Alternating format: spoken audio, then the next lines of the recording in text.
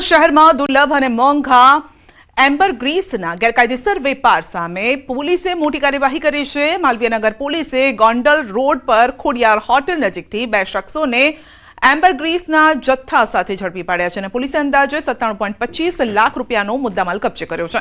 પ્રાથમિક તપાસમાં સામે આવ્યું છે કે આરોપીઓ જૂનાગઢમાંથી એમ્બરગ્રીસ લઈને રાજકોટમાં વેચાણ કરવા માટે આવ્યા હતા અને તેને આગળ વિદેશ મોકલવાની યોજના હતી।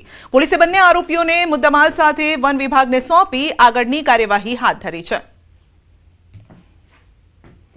जी मालवीयनगर पोलीस स्टेशन द्वारा गई काले 970 ग्राम वेल माछलीनी उल्टी एम्बरग्रीस पकड़ी पड़वामां जे अंगे जाणवा दाखल करी આગળની તપાસ ફોરેસ્ટ વિભાગ તરફ સોંપવામાં આવેલ છે અને આ કામે 2 વ્યક્તિઓ પકડાયેલ છે, જેમાં કાળુભાઈ નાગજીભાઈ કયાડા, માનપુર ગામ, તાલુકો મેંદરડા, જિલ્લો જુનાગઢ, તેમજ પ્રફુલભાઈ શૈલેષભાઈ ટોડિયા, બજરંગ નિવાસ, અંકુર નગર, શેરી નંબર 8, અંકુર મેઇન રોડ, રાજકોટ નાઓને પકડી પાડવામાં આવેલ છે।